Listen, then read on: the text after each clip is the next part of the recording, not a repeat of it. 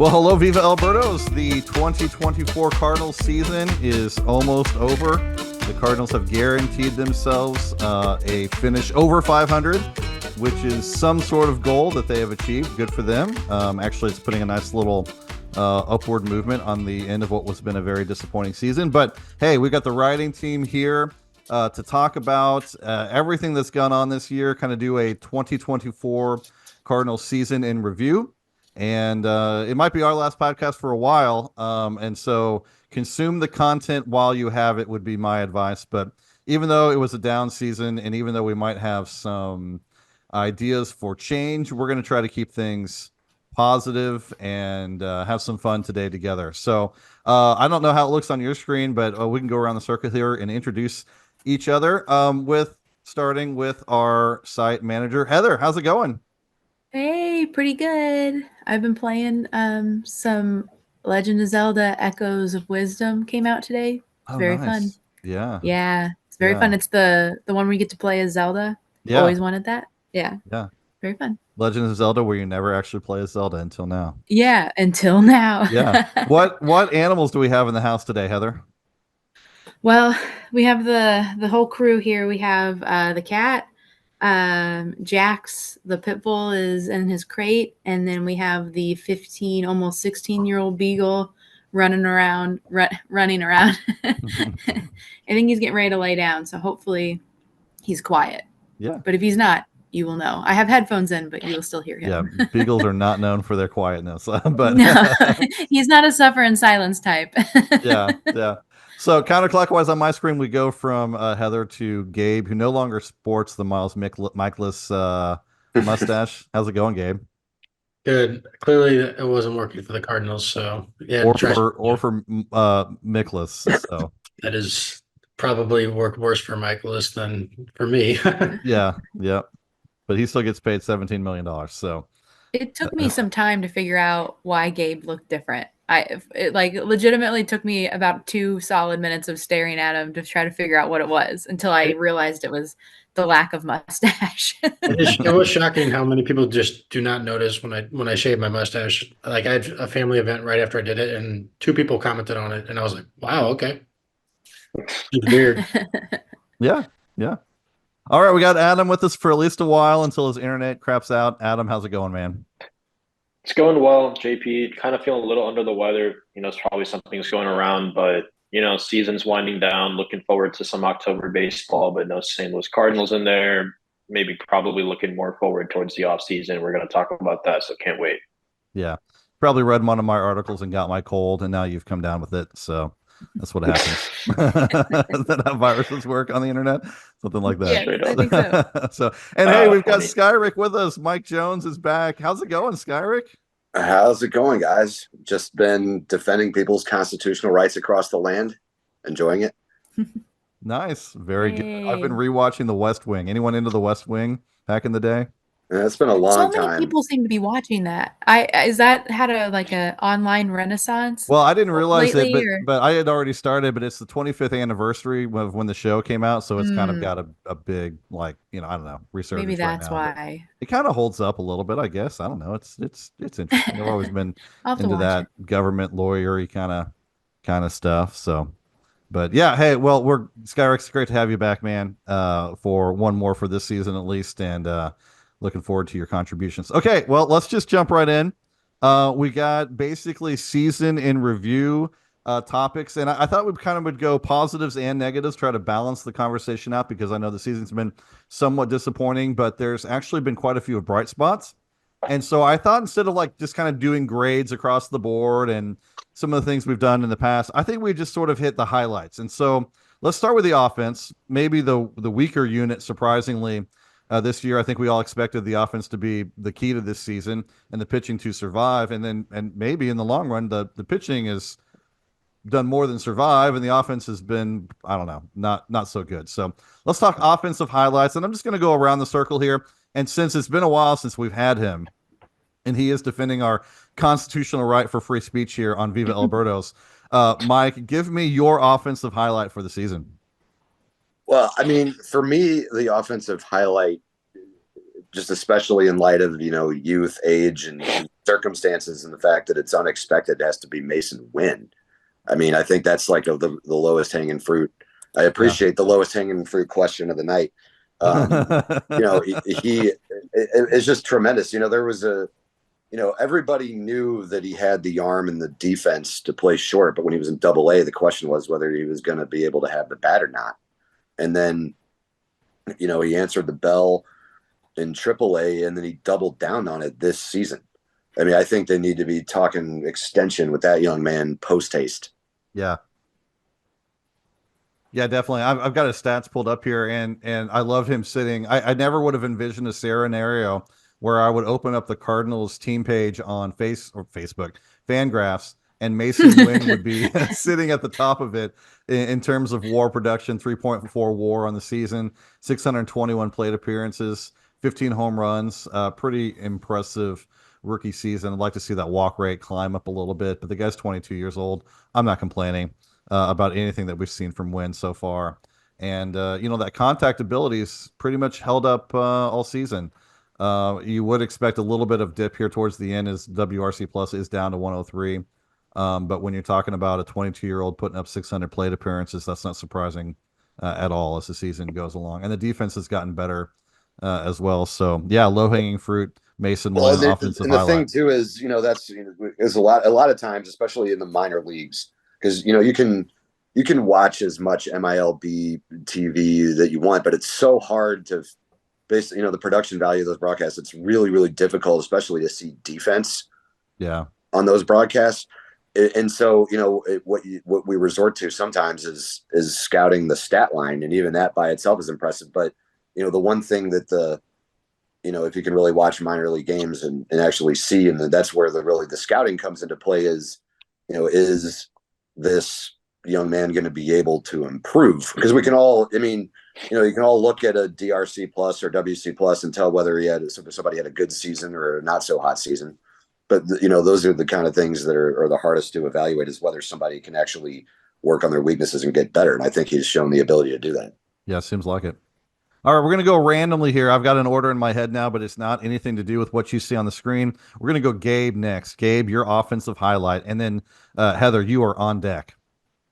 I'm going to cheat a little bit and say the Cardinals catching unit as a team. Oh, see, but that steals like half of the options from us. I was just saying I had both of those. If you took one, I had the other, and now you took both. Me too. Can I just take everybody younger than 21? Go ahead. Let me think. I think I can think of at least two others. I'll pick something else. I mean, okay, I could pick something else if you want. I could. No. You go ahead. We can talk about it. It's fine. It's good. It's already happened. So okay. Anyway, obviously Wilson Contreras, his back continuing to. I think he had a career high weighted runs created plus this year. In fact, he did 140, which you knew his bat was going to be good, but it's always nice to see that it's not going to start declining because his defense is still whatever, but you accept it with his offense. And then Ivan Herrera, I think he hit a home run today. I didn't see the game, and he's up past 120 as well. And even Pedro Paez, who I'm not crazy about, but he's exceeding what I would have expected him to do offensively, given that he was only okay in Double-A last year and has barely played in Triple-A. I would not have expected his bat to play as well as it has. I'll put it that way. So just as a unit, they are second in baseball in weighted runs created plus. And actually, after today, they could be higher. Yeah, I would think so. Yeah. Because they're 119. Milwaukee's number one. I don't know if it's pushed up to 121 now, but yeah, we're the catching unit as a whole is easily top two offensively, which I would have taken a million times at the beginning of the season for sure. Yeah. You mentioned Pages, and he did have a home run today as well, I believe, or was it a double? I think it was a home run. He had a home run too, didn't he? Oh, wow. Yeah. So he's sitting with 205 plate appearances, which is more than I ever would have wanted to get to Pages this year.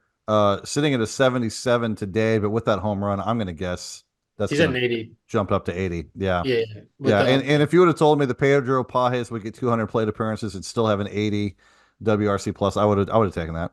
I mean, absolutely. He's just not a guy who you ever really expect to hit it all. And and he's not really, but it's still better than you thought. And yeah, Ivan Herrera, despite limited plate appearances, is second best WRC plus on the team. So who could possibly complain about that? By the way, if you guys want The to answer, of cheat, course, is Ollie Marmol, but yeah. Anyway, you guys want to cheat. I was including defense in my equation, so if it got to me last, I was going to go a guy whose offensive contributions were not great, but defense. So Yeah. just if you need some help. Yeah, I have one. I have one. Okay, Heather, let's go. I have one. It's spicy. It's unique. I was gonna say Paul Goldschmidt. Okay, and I know we're talking about like highlights, but I was just sort of looking over the game log, and he ended up with a 96, I think, WRC plus. Excuse me. Um, for the whole season. But when you consider sort of how terrible of a start he got off to, if you look at his WRC plus since July 1st, it's actually 110. Yeah. And if you look at the leaders in home runs on the team, he has some of the most home runs. He has tied for the most home runs on the team with Alec Burleson. Yeah. Who someone might mention later. I'll save that for someone else. But so it's intriguing to me just because there's been questions about if the Cardinals will or should or might re-sign or re-sign him. What I can't remember what was it? I said it won't be an extension. It'll be because you can only extend it like 90% of the salary. So I don't think they're going to do that. Yeah, it would have to be a re-sign. Mm-hmm. Resign. Okay, Sam. I know there's, I know there's like a caveat kind of thing, and I could not remember what the exact language of it was, but I know that's like a question people have had, and so it is kind of interesting just because he is what 30. This is 37 year. Age 36. I can't remember.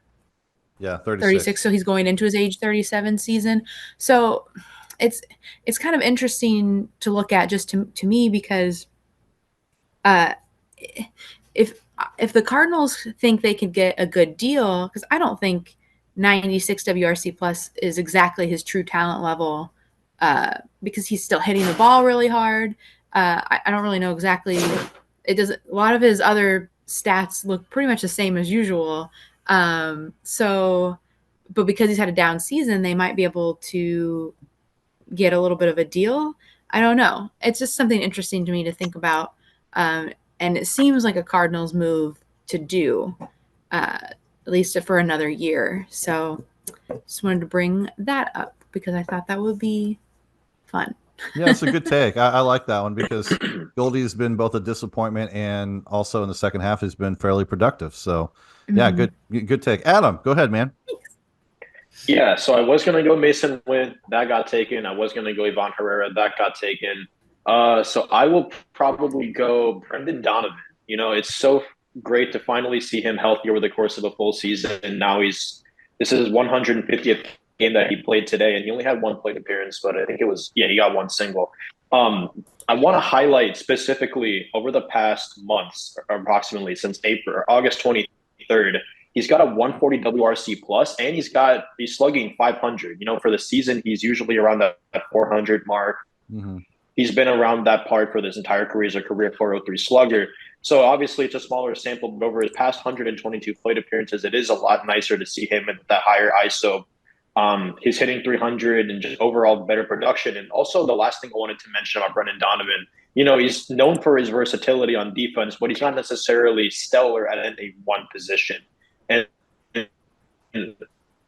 for the past, or at least in the month of September, we still got a few days left. He's got 2 OAA over at second base, so kudos to him in that regard. So for making some strides defensively, and you know, for a guy who's still got how many years of team control? I think it's 3 years after this because he started on the opening day roster back in 2022. He will be someone who's going to be part of this long-term future. Hopefully, I mean, then that being said, if the Cardinals were to not play super well again next year, it would probably behoove them to maybe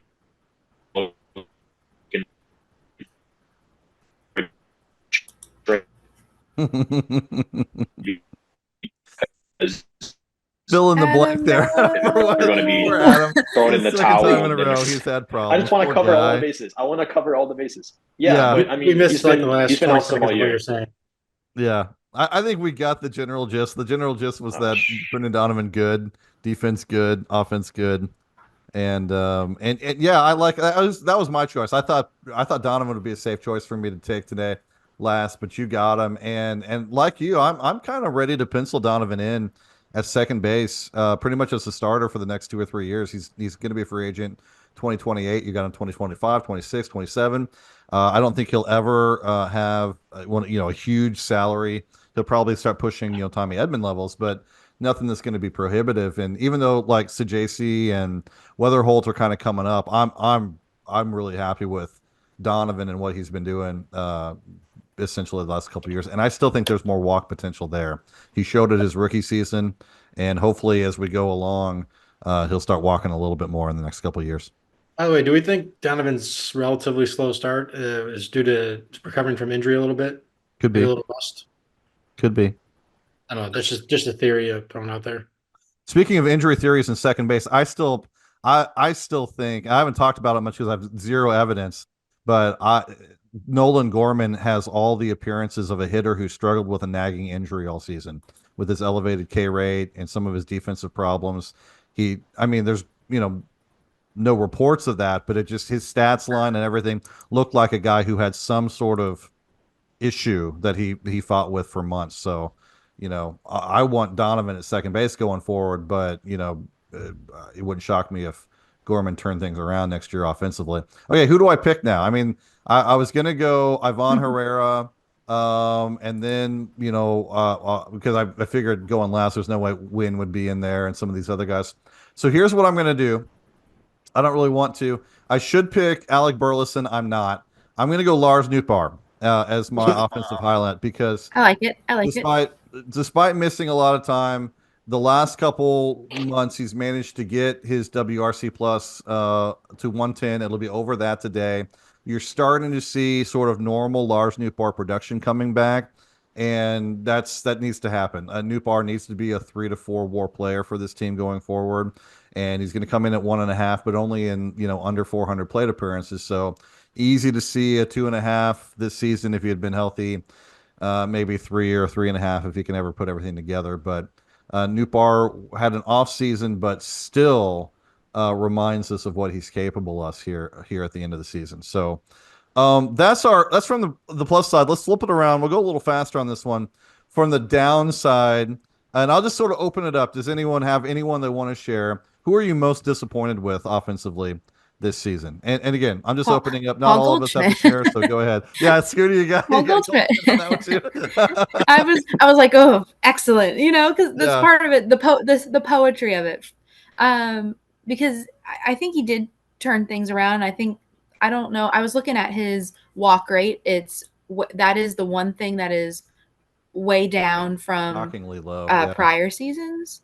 And so that is concerning to me.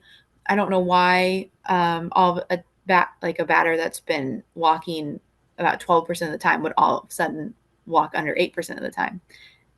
Unless I can't think of a reason why that would happen unless his eyesight's getting worse. Yeah. Get him some glasses. That's what happened. They gave him glasses in the second half, like Charlie Sheen's character in the pitcher in Major League. Ricky Vaughn. Yeah. I kept thinking Stevie Ray Vaughan, and I knew that wasn't right. I knew that was the guitar player, but I couldn't need glasses because he played it backwards. Yeah. But yeah, I think I'm disappointed in Goldschmidt because I was you expect him to be kind of a leader on the team, and he was an MVP quality player only a few years ago. What, 2 years ago? Yes, 2022. Yeah, that's only 2 years ago. Yeah. So that's disappointing for him to have fallen so far. I guess that's mine. Anyone else with a offensive, disappointment or failure? I think there's an obvious one if anyone wants to take it. Yeah, go ahead, Gabe. Yeah, easily. Yeah, he was well above average hitter last year. Maybe not in the way that was as sustainable or the way we might have hoped with like not as much power or something. Who did you say? Jordan Walker. Walker. Okay, that's what I was thinking. I didn't know if you had said that or And, not, or if I just imagined it. I never would have expected him to struggle this much this year, both in AAA and in the major leagues. And I am concerned that the way they've handled his development is the cause of that. I guess that's a concern, but do you guys think that if that's the case, that's actually a good thing because that's something they can fix versus him just being broked forever? You know what I mean? Him being a bust versus like, oh, they just need to get him more reps in the minors. I don't know if they broke his development so much as if like he needed more development time than the Cardinals assumed, and we just happened to see a lot of the development time at the major league level, especially defensively. And it's usually these things are worked out more in the minors where we don't even see it. Like, and I don't know. They're trying to make him into more of a power threat because I think he hit the ball in the ground 50% of the time. And I don't know. I would have thought a struggling Jordan Walker would be able to hit an average line, really, and especially in AAA. Yeah. He's a mystery because it's hard. The development issue is hard for me to accept because you're talking about a guy who at age 21 had a 116 WRC plus in the major leagues. Yeah. So even though we can look at it and say, well, was he really ready? Well, he had a 116. I mean, that's a good line. I mean, only two players on the entire roster this year had over a 116. So I don't know. And there was some evidence in his batted ball data before that he got sent down that made me say it was a slump. And then he went down and didn't perform any better. So that, I killed that idea. So I really have no idea. I don't know. Well, Walker could not play outfield for me. No. I mean, I'm sorry. I mean, I understand what they're trying to do. And I mean, I don't agree with the way they handled him. I would have had it. To me, there wasn't a sufficient reason to have him open the season on the roster last year. They did it anyway. What's done is done. To answer Heather's question, I mean, I think it's a good point that you say, well, if he failed, is it at least it maybe wasn't all his fault, right? Where I'm not sure it makes it so much better because you're still where you're at, but I don't know the thing. If he still hits the ball hard, but I don't think he's really gotten any better at elevating it at all. And the question then becomes, do you just quit trying to make him something he's not and just let him hit line drives around the yard and really hard ground balls through the hole and just be happy with it? But they need to get him out of right. And that's a problem because, maybe, because I think Gorman probably needs to find another home, whether it DH, part-time DH or first base. And I think I'd put Walker at first base, leave him there and forget it. And, but I mean, I think the defense is a whole nother question. I mean, but he just couldn't play right field for me. And the problem is, the further you go down the defensive spectrum, the more you're going to expect him to hit. Yeah. Oh, excuse me. We've talked a little bit about that first base thing on the site. I wrote an article about it. I know quite a few on the site disagree, but my approach to that, and we can kind of get this as far as like future plans and stuff. We're going to cover some of this as we go, but I want quality defense everywhere. I want above average defense in many positions as I can get on the field. And I don't think it's going to be too hard for them to find a plus.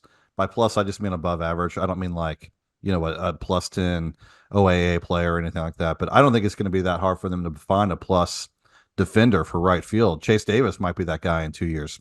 Who knows?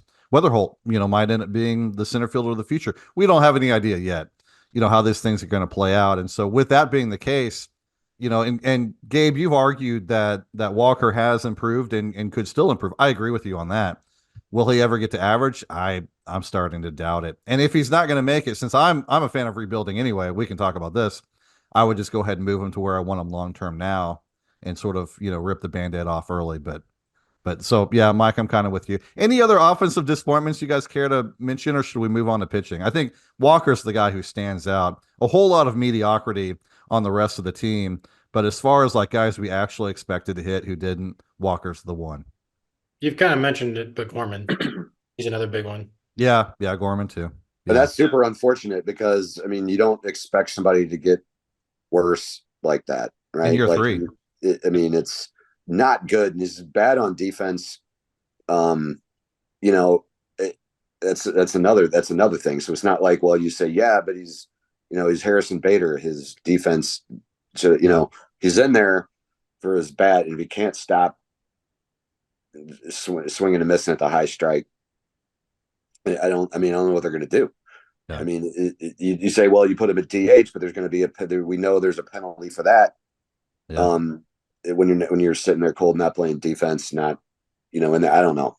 Yeah. That's, to me, they got a lot of question marks like that. Yeah. Let's move on to pitching. And this one, there's not as many, I don't really think that much to cover here. Let's go with pitching highlights. Does anyone have a pitching highlight besides Ryan Helsley? Oh yeah. Anyone? Okay, yeah. Mike, go ahead. Give me a pitching highlight. Ryan Fernandez. Yes. I mean, okay, yes. So how do you like that Rule 5 pick? Okay? Yeah, no doubt, man. No doubt. Just for free, a free reliever that lasts all year and is really good. I mean, of course, he had his. Well, but I write down every night, like what they do, my little notes every year, and every night I write down. It seems like every time I write down something for Ryan Fernandez, it's 1 inning pitched, no hits, no walks, 2 strikeouts, no runs. Just a tremendous. It worked out just as swimmingly as you can hope a Rule 5 pick is going to be, because the overwhelming majority of Rule 5 picks are relievers. The overwhelming majority don't stick. Yeah. He did all year, and he was great. I'm guessing you didn't watch today's game. I did not. I didn't either. But what did he have? 4 runs and blew the save. Blow up starts, really? Like more. Oh, no. Yeah. What happened? He gave up 4 runs in the 8th inning, and we were winning 8-5 when he came in. Oh, God. They lost that game. The Cardinals lost that game today. Yeah. Done, right? Oh my gosh! I saw 8-5, and I was off. I was away. He struck out the first 2 guys, and then he it was some core stuff a little bit, but he also walked a guy in between. Then they brought in Leahy, and he gave up 2 doubles in a row, and it was 10-8. Oh. That's hilarious. Right. That's great. At least we see. My stat page still shows the good stuff from him. So. Right. Yeah, but I agree. His advanced stats are still going to be good because it was 2 strikeouts and 1 walk, but yeah, and a bunch of hits. Yeah. I was going to go someone. Oh, go ahead. No, go ahead, Adam. Yeah, I was just going to ask. Go for it. Yeah. Sorry. I'm just going to go a little differently. I'll say Andre Palante, right? Yeah. I think he's someone that we didn't exactly expect to. I mean, I guess Blake did. He was kind of advocating for him to be the 5th starter earlier on in the year. Yeah, so kudos to him there. He's really come on as probably that 4th or 5th guy on this rotation. I mean, this is a rotation filled with number 4 guys, but with him having team control and making $750,000 a year as opposed to 15 million or 20 million like Miles Michaelis is, or like Steven Matz making 12. This is someone who I think can definitely be part of the future plans, and he's got several years of team control left. This is a guy who isn't going to be a high strikeout machine. We know that, but he's going to keep the ball in the ballpark, especially with a 62% ground ball percentage. Is going to walk not too many batters. He is getting around 3.71 walks per 9. And then, like I said, he keeps the ball in the ballpark with just over 0.6 home runs per 9 innings. So, this is very much your Cardinals MO pitcher, someone who's not going to be missing a ton of bats. But the quality of contact is going to be ideal for the defense to just vacuum up every single batted ball that he hits, that he puts in the play, and then just from there, everything just works well, right? So this is someone who I am very, very happy about, that he has performed well. And, hopefully other pitchers down the pipeline that the Cardinals have, hopefully Michael McGreevy, hopefully Zach Thompson turns it around after a rough year at AAA this year. Hopefully more of these guys can actually contribute it next year in the bullpen and in the rotation.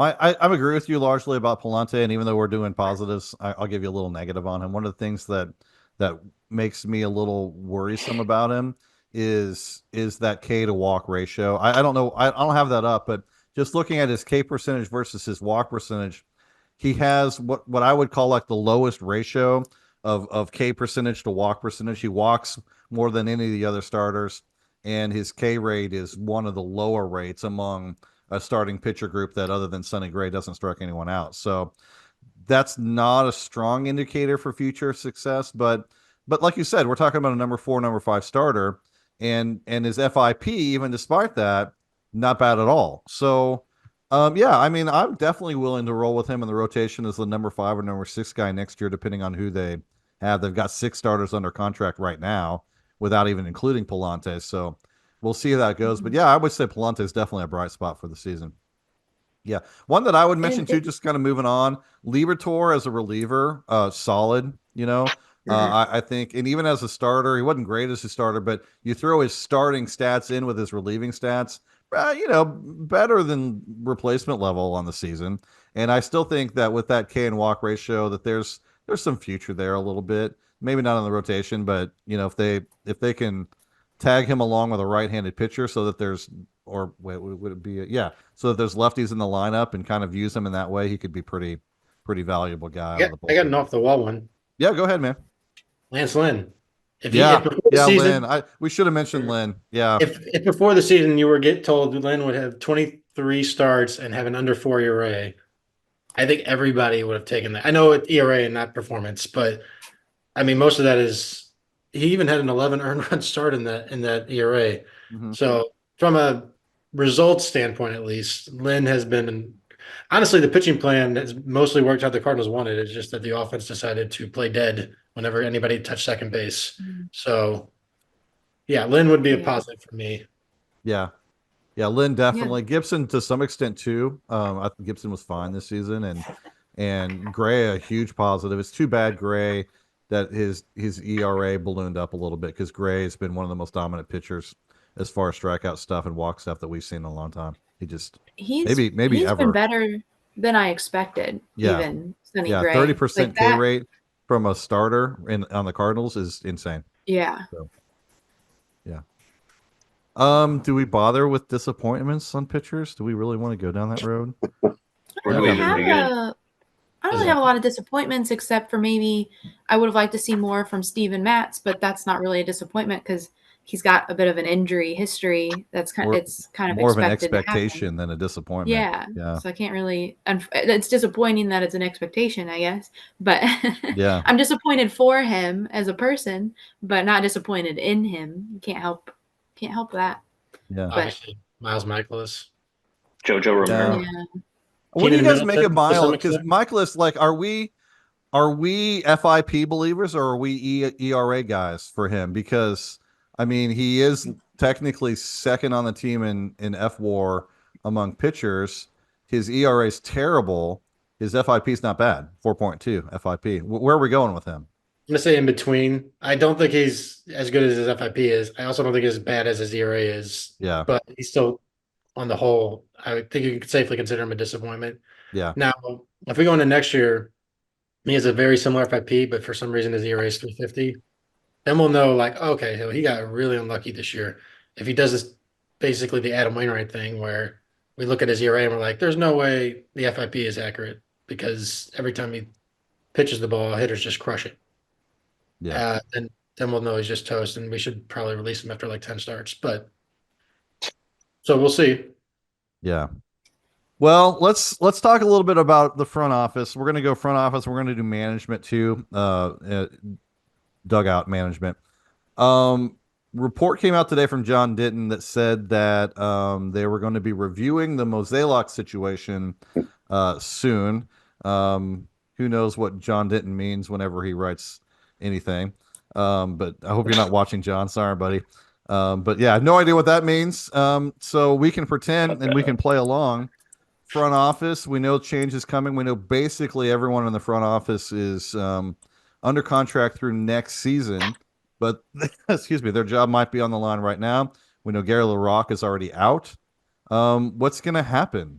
what should happen? Let's take that with two questions. What's going to happen and what should happen? And Skyrick, you've done a lot of front office work. You've done a lot of transaction stuff. I'm going to give you first shot here.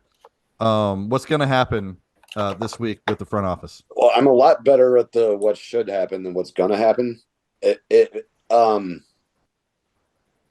Wow. I will tell you this.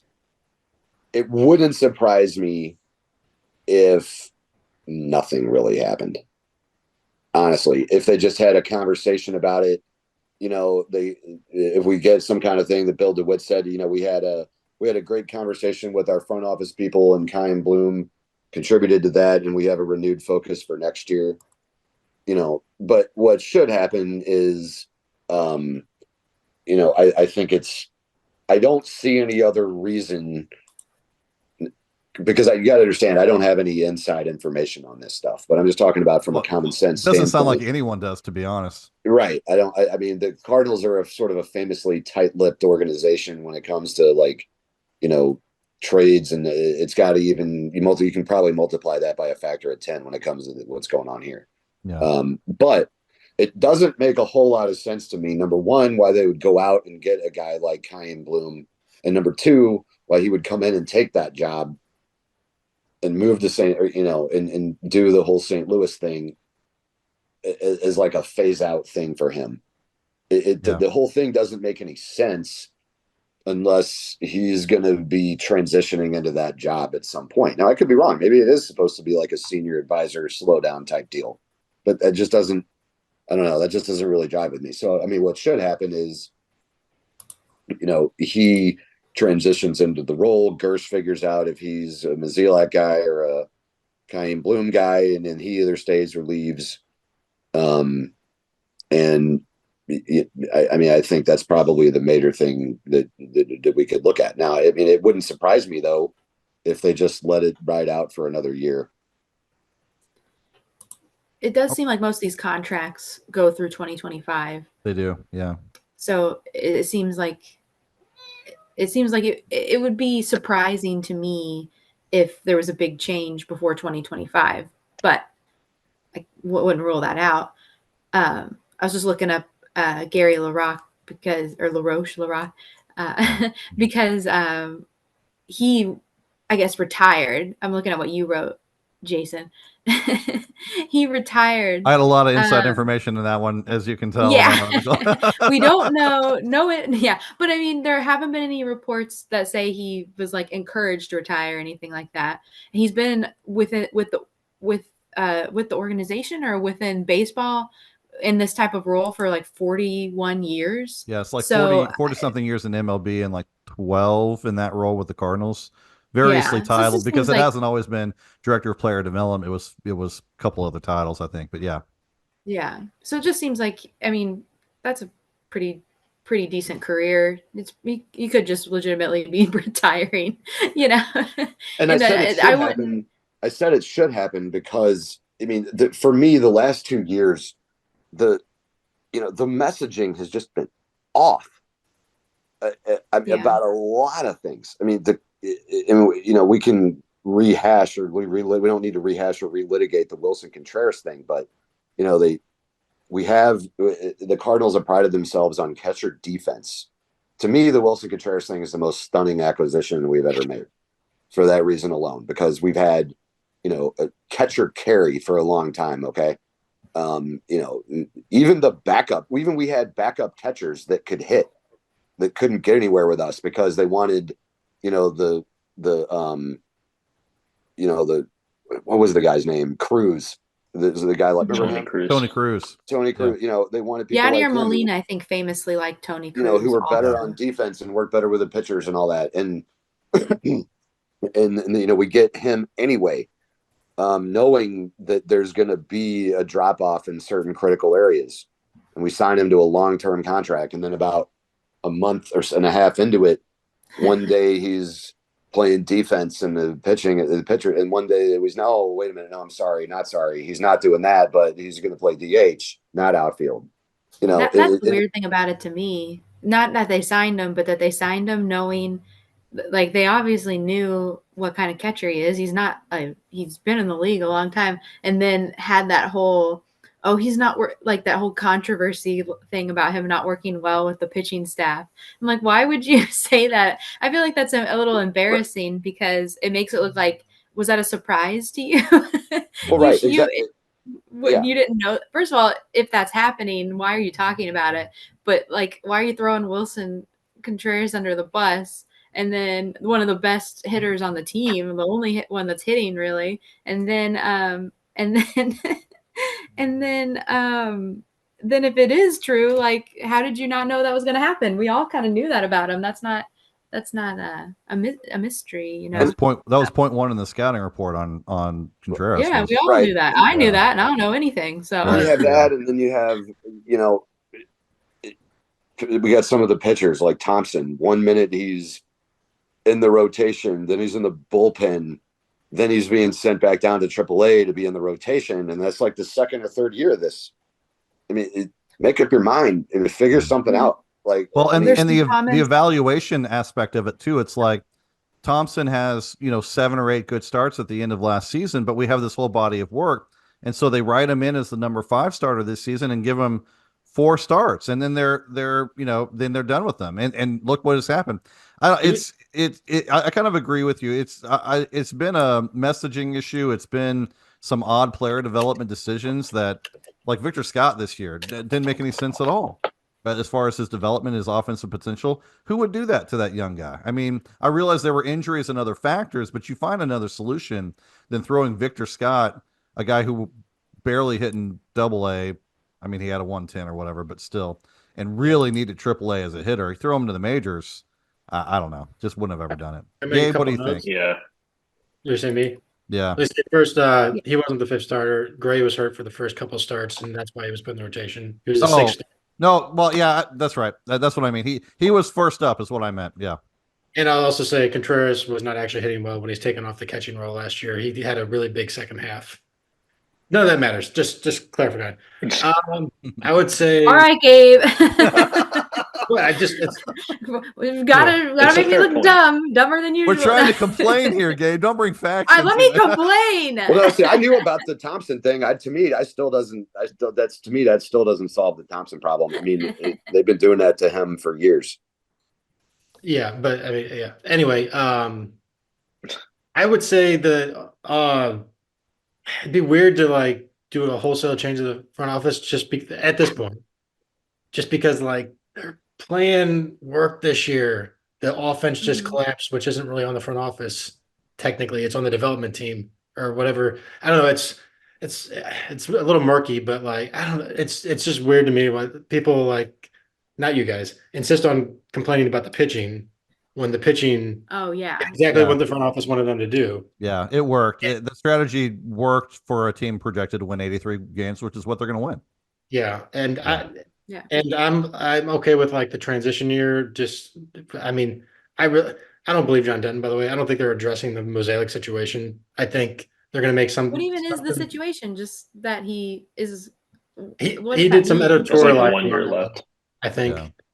I was like, what's the situation? Just that he's retiring in 2025? That doesn't feel like a situation. I think there's just been a lot of questions in the media and out there about whether Mosaic will survive this down season. I really think that's I think he will.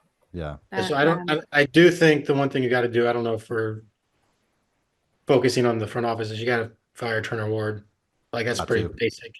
I imagine that's going to be, it has to be one of the things they announced on September 30th at the end of season press conference. I mean, come on, like I don't even know if it's his fault, but like clearly he's not a solution. No, that's the point. Is that our ability to evaluate a hitting coach? Like there's some of the you could identify some of the things that Jeff Albert was doing, and I realized that some fans still didn't like him, but it was there. Like you could see it with Ward.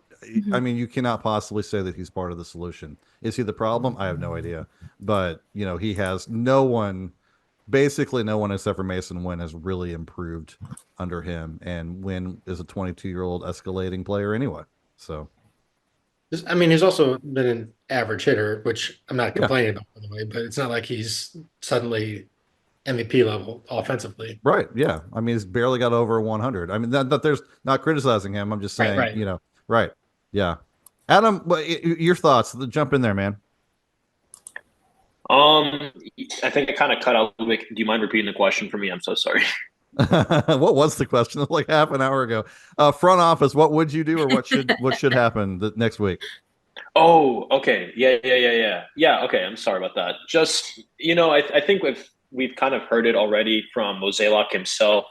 And I think, we've also heard it from a lot of the media. The consensus mostly has been that Mozeliak is probably going to write out the rest of his deal throughout next year, no matter how much we fuss about it, But, and like all of you guys have kind of made some good points as well, right? Where, we see a guy like Chaim Bloom probably going to get into the mix, just kind of being the squire to Mozeliak for, this year. And then he's probably going to take, or probably next year, and hopefully take the realms the year after. I do want to make a point kind of about just the executive position overall. There's a couple breeds of president of baseball operations and general managers that you see throughout the sport, and there really isn't a right formula, but there are some that kind of are more successful than the others. And you see a lot of these teams where it's Tampa Bay or you see Los Angeles, a lot of these heads of teams, they have quant guys at the very top, guys who, were in school for maybe somewhat of like had a math major or some sort of applied math, like I said, applied mathematics major and like an economics major, and guys who may have had like a career in banking or consulting on their way to the top. And you see something with a guy like John Mozeliak who didn't have that kind of career. You're not seeing the kind of success that you would see at the major league level, at least for recently now with this new wave of analytics taking place over the last decade or so. Reason being is that, that kind of shows your mindset and your way of thinking that bleeds in from your career, from your lifespan up until that point to where you get to your job at the major league level at the front office. And for him to be so adverse, for just example, for one, just to see him not want to go for a lot of strikeout pitchers, right? So that's just something where you see strikeouts is a lot lower run value than, potentially having a ground ball rate or any other batted ball, because you're making sure that that ball is not put in play at all. For him to kind of be so adverse to that, or to kind of drag his feet with wanting to pile up a rotation with guys who are going to be not striking out many hitters, but maybe not walking as many and keeping the ball in the ballpark as adverse to just missing bats as much as you can. It's just one example of that. And to see maybe a team also that is built more on defense and not as many power hitters as you would have liked to see, at least, and somewhat as more change in recent years. It's just more of those fine-tuned decisions and just the overall mantra all the way from the fine-tuned decisions to the overall mantra that you see with a guy like John Mozeliak. It is frustrating to see. Mike Gersh is a quants guy. Chaim Bloom is a quants guy. Those are the guys that you want to see at the top of the front office. And hopefully that change is going to take place after 2025. And I think if that's what happens, that's when you're finally going to see some major changes in how Blake has mentioned before. You're already seeing it too, with a lot of how the pitching is going to be developed in the minor leagues. Some of the offensive hitters are going to be drafted. The kind of MO that you're going to be seeing with those hitters. So that's kind of been my concern over the past 5 years, at least for St. Louis, that a lot of the teams are obviously, and we talked about this before, a lot of the teams passing them by with different MOs, different mantras for how to develop their players. And now it's starting to bite them in the butt. Yeah, I agree with some of that. I think for me, what I would like to see happen, well, no, let me start over. Here's what I expect to happen. And there's a little bit of wishful thinking in this because I don't think they're going to go quite as far as what I'm going to suggest here.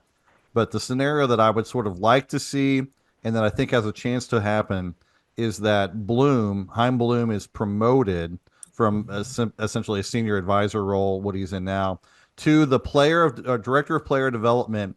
And then I would add to his title, vice president of baseball operations. And that would put him like half a step above Gersh, but then like half a step below Mozeliak, and then that would give Bloom a chance to basically kind of take a half a step into that POBO role, and let Mozeliak take a half a step out, and let Bloom go ahead and build the organization for what he wants, a trial run before he would take over the spot the next year. But I'm kind of like you, Adam. Like I would like to see Bloom and Gersh and Flores, even though background more of a pitcher than he does like with an economics degree or something. He hasn't done a bad job, and so as long as he's surrounded with that kind of talent in the front office in the analytics department, I wouldn't mind Flores sticking around as well. But yeah, I mean, personally, I'd like to just kind of go all in now and rebuild. We'll talk about this here in a minute. But putting Bloom in that sort of senior role just above Gersh as the GM and Flores and taking over the player development, that would be a good start. And that's kind of what I expect to happen.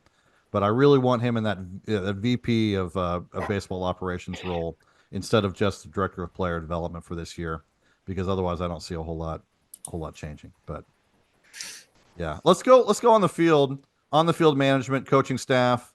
You mentioned the hitting coach. I think we all agree he's out. I would keep Dusty Blake. I'd keep him. I think he's done a great job. Let's talk Marmol though. Would you guys keep Ollie or not? Sure. All right, on to the next conversation. But I agree. It's like, sure, whatever. I mean, he's under contract for another year. Who knows whether he's any good or not? He doesn't make terrible decisions. He hasn't had a ton of work with. I don't know. I don't know what to say about Ollie yet. Anyone have a strong opinion on Ollie? Doesn't sound like it. I don't have a strong. There's some things I don't like the way he handled, but I don't have as many stories of that this season. So maybe he doesn't. I'm only gonna complain if you give me something to complain about. So he hasn't really given me anything to complain about. It's fine. Mike Schilt wins. Ollie doesn't. I mean, we could go to that level of analysis. I personally am not interested in that level of analysis, but you got to give Schilt some credit, though. I mean, you got to a little bit because he's had better rosters in his won games than Marmol has. Yeah, Matheny had a lot of Dylan Cease on this team, and maybe the Cardinals are winning. I don't know how much. I don't know how much a manager deserves credit over it, but we got like a negative 50 run differential and over 500, which, if a manager matters at all, that's where it would matter. Right. Yeah. Bullpen performance and manager decisions play a part in that at least a little bit. Yeah. Real quickly on the topic of Marmol, I will go on the under and say that maybe he should be more on the hot seat than maybe probably staying in the. I mean, it's more so just the decisions you see, some of the buttons that he pushes while he's out there in the dugout. I think just one example you can see: the Cardinals are 14th in the league in intentional batters allowed, right? When you walk hitters, intentional base on balls. And, it's one of the most basic rules of thumb with pitching and on analytics. You don't give up free base runners under any circumstance. I don't care if it's Barry Bonds hitting up there. You try to get the guy out because the chances of you actually trying, I mean, at the end of the day, Barry Bonds or any hitter, they're going to get outs at worst, maybe 60% of the time, right? So instead of just trying to attack him, you want to try and go out there and try to get that out. So it is frustrating to see the Cardinals do that. You see, like Houston has only had 2 intentional base on balls all year. So just to kind of see them do that every single time is frustrating to kind of allow free base runners. But that's just one thing. And another kind of leads to what I was talking about before. Did you say 14th? Yes. Oh, that's okay. Tied for 14th. I believe like 95% of them were in extra innings, which annoyed the hell out of me. But I hate when he intentionally walked people in extra innings, and we weren't. That makes it worse. Yeah, it was because that runner seemed to score every time, and then we couldn't score enough in the bottom of the inning. Yeah, but yeah. One more thing that annoys me about Ollie, and part of this is my lack of information, but some of the decisions regarding playing time, for example, Ivan Herrera and Pajes is a good example, and. Because I keep looking at that, second on the team in WRC plus and Ivan Herrera, and the fact that he might be, besides Contreras, might be the best hitter on the team. And they shipped him to AAA for 3 months, all because he had a hurt back and couldn't throw anyone out. Well, no one can throw anyone out. I don't know if you guys have looked around baseball, but catchers cannot throw out runners. It's not happening around baseball anywhere. So, things like that. And I don't have a whole lot of examples of that, but things like that kind of make me wonder whether Ollie is seeing something that I'm not seeing, which is perfectly, valid, or whether, he has biases that he can't quite get over. So, or the starters don't Or the Like, starters. Yeah, I mean, that's what I mean. The clubhouse, there's so much going on there. All I can do is look at the performance and say Herrera should be playing more games. That's all I can say. So, stuff like that kind of makes me wonder whether I want Ollie around long term. But like you said, sure, I don't know. We'll see. One more year, not going to hurt anything. So, all right, I want to play a game. This is our last game before we shut this thing down. And because I'm in charge, I get to base it on my own articles and my own writing because I'm extremely selfish and I want everything to be about me. So, I love it. but so in one of my last articles, I presented this framework: tweak, retool, rebuild, or tank. So 2 T's and 2 R's. And what I want to hear about, and you can get into details if you want, I want to hear what you would do this offseason. So tweak is essentially make minor changes to the roster and kind of roll things back. Think about 2023 when the Cardinals brought in Wilson Contreras to replace Yadier Molina, made a tweak in the roster, an important one, but pretty much went with who they had. Retool would be kind of like what they did going into this season, where they essentially rebuilt their starting rotation, brought in some veteran hitters with the intention of contending. A retool is your intention is typically to try to win as many games as you can. Rebuild goes the other way, significant number of changes, but winning isn't necessarily your goal. You're trying to reoptimize your roster, get other young players into position, or then the other T, tank, where you're selling off anything of value and you're just going for draft picks and you're 2 or 3 or 4 years away from winning 80 games even. So tweak, retool, rebuild, tank. Which way are you going this offseason? And I will start with Heather. We'll start with Heather. Oh gosh. I don't think they should tank. Because they won, well, They're going to season's not win over like yet. 83, 84 games. Yeah. Yeah. I don't think that's a tank mode. I don't even think that's the Rebuild. What's the other R? Rebuild. I don't even think that's really a rebuild. I think it's either the top two. The unfortunate thing is that's what they keep doing, and it's not yielding the results that we want. But it just doesn't, especially with what maybe the offense just was so disappointing. I don't really know what the move is there. Maybe a retool with an offensive player, unless they really believe they're going to get some better results from what they have. But I think they need figure out some creative way to change personnel around and improve the offense, but try to contend. Yeah. Either do some playing time changes to get more bats in there. Something with Jordan Walker. Question mark. Yeah. So let me ask you this, just to clarify and see if I can get to the heart of what you're going for. Are you thinking they need to make quite a few outside additions, or you think they could sort of retool their current roster and get more wins out of it? I don't think they need a lot of. I think they could get. I think they could get by with maybe one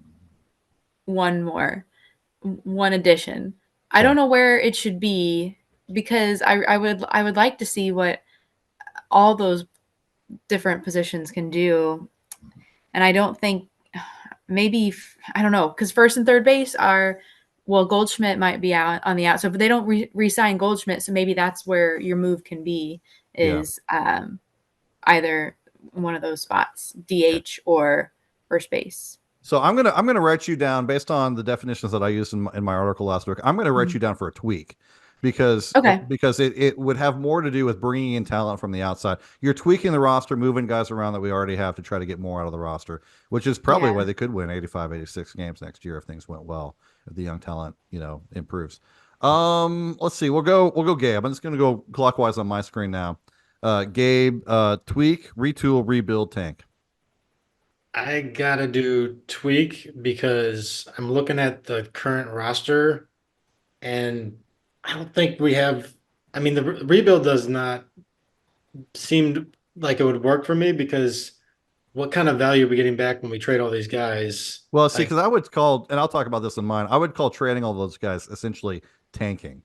Like if you were to trade Arenado, if you were to trade Michaelis, Nicholas, how do you say that? I've gotten myself confused. What would rebuild be? Miles. Michaelis, I think. I always want to So say you want me to go? Nicholas. I mean, I hate to go early in this, but like a rebuild would be like, if you let both Gibson and Lynn go, and then also traded Mats away, you let like Goldschmidt walk. You don't bring anyone in from the outside. I don't think that's That's the rebuild. difference. So I'm not Oh. like I wouldn't sign anyone in my rebuild. I'd let all those pitchers go. I'd throw Palante. I'd throw McGreevy. I would let Donovan play first place. I might trade Gorman just because I don't know where to play him. Walker would go to first. Weird things like that. Figure out right field. You know, that's how I would handle a rebuild. That's the team that's going to win 75 to 80 games. I don't think rejecting Gibson and Lynn would be a rebuild, or trading Mats, because I could see all those happening. I don't. Maybe I have a mixture of rebuild and tweak, but yeah, I just like the success of the future of the franchise to me depends on Jordan Walker, Mason Wynn, and Nolan Gorman, Nuke Bar, like a bunch of guys we already have. One of them or two of them or three of them taking that next step, maybe becoming a star, maybe just becoming average or above average, which is harder to solve. So I mean, they probably need a bat, and maybe you let Goldie walk and sign a corner outfielder who can hit a little bit. I don't know, or trade for, because I don't know what the market is at the moment. And then you do Burleson probably. I mean, I would do Burleson. As you probably know, I don't believe in Jordan Walker at first because he reminds me so much of Jose Martinez. But him and maybe a platoon of Baker or maybe Herrera or maybe Contreras utilize the three catcher situation if you're not going to trade him. They have so many different ways this can go, and I feel like it's going to involve trades that we might not see coming. Yeah. And it's just hard to predict because we don't know what everybody's value is on the Cardinals. We don't know what everybody's value is, who we can get in a return. And a lot of guys who, like a lot of the moves that we could make that free up money, like what are we spending that on to make use of that? Yeah, I think you make a great point, and this is probably part of my argument. I'm using the word retool or rebuild because I am talking about essentially not intentionally losing, but the team that I'm going to put out there is going to lose. But the difference between a rebuild in this case and a tweak is like, do you bring, it's like Kyle Gibson or not? It's really minor, stuff. Because even in my scenario, if they could find a right fielder on a 3 or 4 year contract that they like because the money's not an issue, I'd bring him in now, whenever. It's all about optimizing the roster for the next 2 or 3 years with the understanding they're probably not going to win this season. Whereas if you're just tweaking, you probably have the idea that maybe 85, 86, 87 wins could sneak you into the wild card. Would probably be the difference, like in my scenario and your scenario, even though we're probably only talking about 2 or 3 different players, different between the two scenarios. And honestly, 85, 86, we'll probably get it done just because it feels like this year's a little unique. And if you look at the AL Central, we'd be still fighting we might even make the wild card in this situation if we haven't, the last 2 weeks we're done. Yeah. They could roll this same roster back next year. I'm not advocating it, but they could, and they could make the playoffs. I don't think that that's unreasonable. Mike, Adam, you guys got something different? Tweak, retool, rebuild, tank. Yeah, I mean, I'm not so sure about what really the difference is between all those options. Theoretically, the true tanking is sort of a fool's errand anymore because you can't guarantee yourself the number one pick like you used to be able to. I mean, you got the lottery. You could do all that for nothing. But I'd probably go closer to the tanking route. Honestly, I mean, you could put out a young roster, but the thing of it is I'd do a combination of getting rid of people, but also bringing in outside help. Like I would not re-sign Goldschmidt. I'd probably try to find a way to see it. The problem we got with trading with Arenado and Gorman is what is somebody going to give you? I don't know. I mean, but I'd find a way to move them. I'd probably bring Gibson back on his club option. Probably let Lynn go because who knows how long he's going to last in any given season.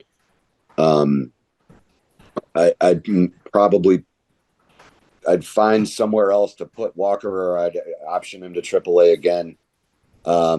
man, I mean, and I'd get a right fielder. I'd leave Sayani in center and Newtbar in left.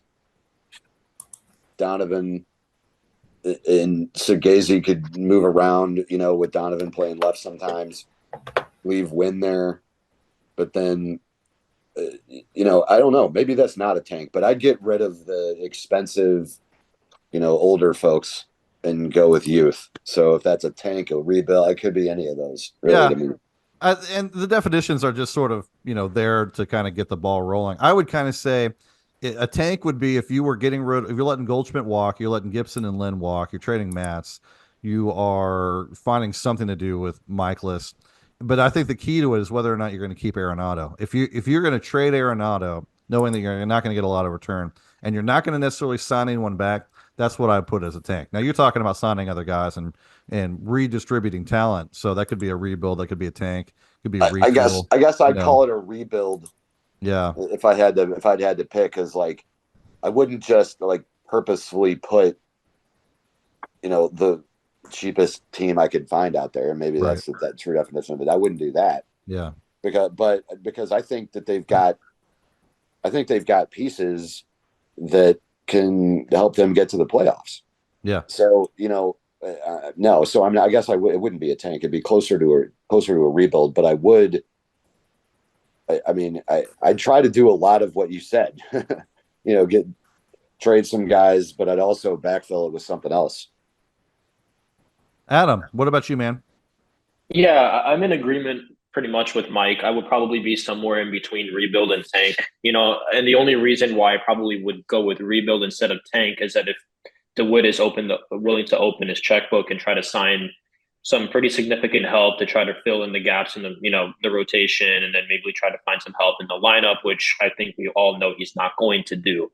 Which in that case, I would probably advocate for a tank. JP, you mentioned this is a team that can probably run it back and go to the playoffs. The one caveat I have with that point is that this is a team that has a minus 54 run differential and it's like a 72, 73 win team by Pythag.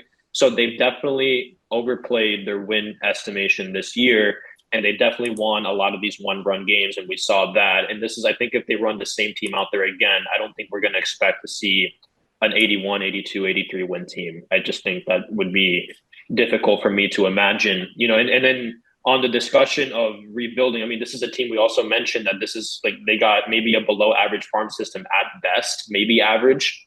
And, for them to be stuck in kind of this middle ground of, not contending, but not necessarily being in the cellar either, but having the farm system that they do, it is kind of scary to see what the future holds for them over the next couple of years, right? So that being said, it's going to be difficult to trade Nolan Arenado because while he's not on the Albatross contract, the remaining $50 million, I think that he's got over the course of 3 years, you might have to attach a prospect onto that for some team to fully take on that deal if you don't want to eat some of the salary yourself. So, and that's not something I'm personally willing to do, especially with the farm system as thin as it is. There's probably some value in Wilson Contreras. There's some value in Sonny Gray. There's hopefully some value, across the board with other guys that they maybe would trade, maybe something, with a guy like Eric Fedde gets dealt. Ryan Helsley, despite not getting traded this year, will have a lot of value going into next year, even if it's only for a rental for half a season. Yeah.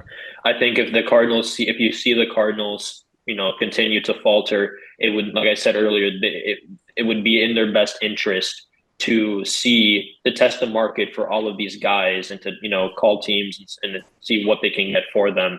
Because if the Cardinals had a solid farm system, right, I could see, okay, maybe you stand pat because a lot of the guys are going to be coming up, graduating into the major leagues. And more often than not, a lot of these guys are going to be chances are more of them are going to be solid major leaguers if you have enough solid prospects. And that's just not the case. So, like I said, Jacob mentioned this earlier in the season. This has set them back because they tried to go chips in at the deadline. This is setting them back at least a season or two in the future because they didn't trade a guy like Ryan Helsley. They didn't look at the market for Arenado. I don't think Contreras would have been an option to trade.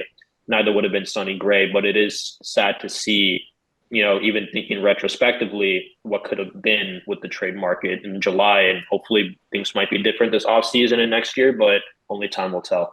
Yeah. I don't really blame them considering where they were at the trade deadline. Like I was in favor of them remaining in. In fact, I thought they did pretty much. They were able to build a little bit for this year, but also keep some like Fetty for next year's pretty for $7.5 million. It's pretty good trade.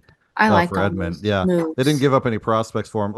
What your point though is that they didn't add talent, and that's kind of what I would use this offseason to kind of consider where is their winning window. Like they could sneak into the playoffs next year, but their window right now is in A ball and Double A. They've got Quinn Matthews, who I guess Matthews worked his way up to Triple A, but Matthews in Double A. They've got Hintz in Double A. They've got Chase Davis is in Double A now. Weatherholt's going to be in Double A next season. That's 3 or 4 guys who have what I would say have not elite necessarily, but high impact performance. Some of the best performance potential of anyone that we've talked about tonight, along with Wynn and Walker.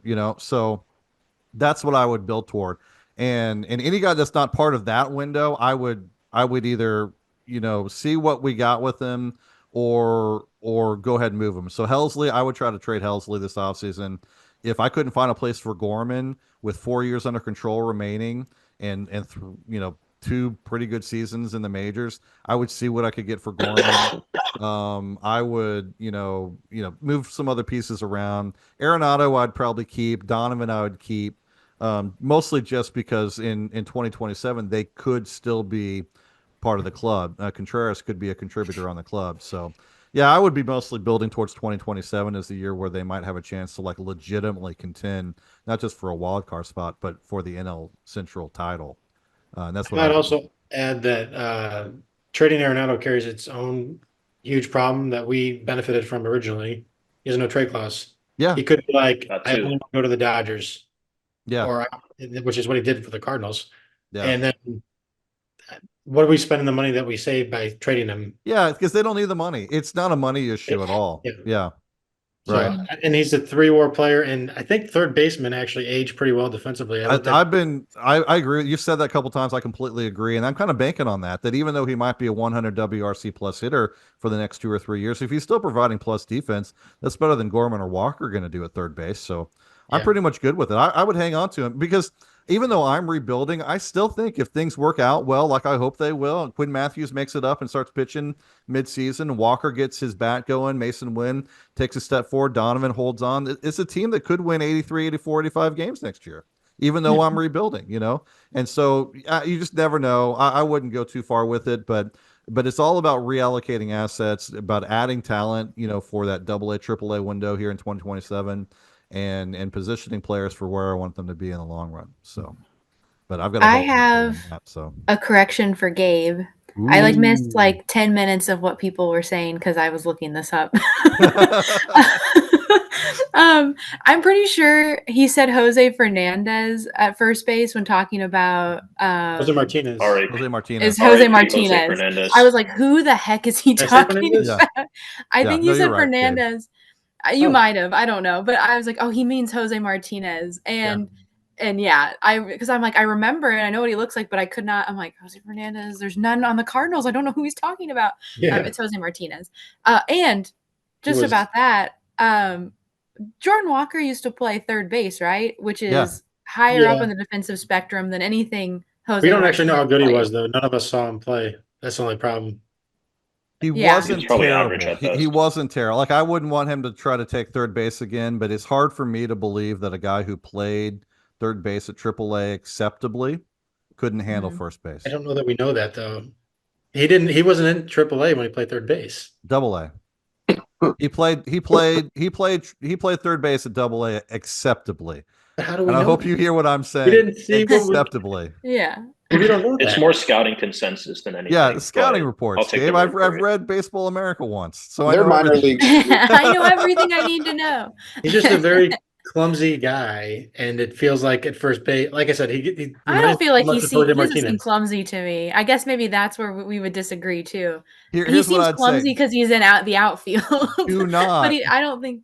Do not go back and look at the first episode of the VEB podcast where it's me and Kyle Reese when Jordan Walker was in AA, and we might or might not have had a lengthy conversation about whether Jordan Walker was athletic enough to play center field. Yeah. Yeah, he's Yeah, he's Gabe Prowl. athletic. It's like you knew where that was. Yeah. Yeah. We had that conversation. He was in AA at the time, folks. He was in AA at the time. So Did Kyle say he could play center? Both of them did, apparently. Oh man, I don't know if that aged very well, but I love podcast. The 24 season. By the time you read this, is going to be close to in the books. We will have all kinds of off-season content. The VEB podcast is going to take a little bit of a break, and then hopefully come back with maybe a new format, maybe a new distribution hub, maybe a new all kinds of stuff. Who knows what's going to happen? We would tell you if we knew, but we don't. So we'll figure that out. But we will be hopefully back at some point, and obviously we'll be covering everything on the site, or some people will. Maybe not me. We'll see how that goes. Maybe there'll be an article about that on Wednesday. But for Heather and for Gabe and for Skyrick and for Adam from the VEB podcast, thanks for joining us, and we'll see you again soon. Have a great day.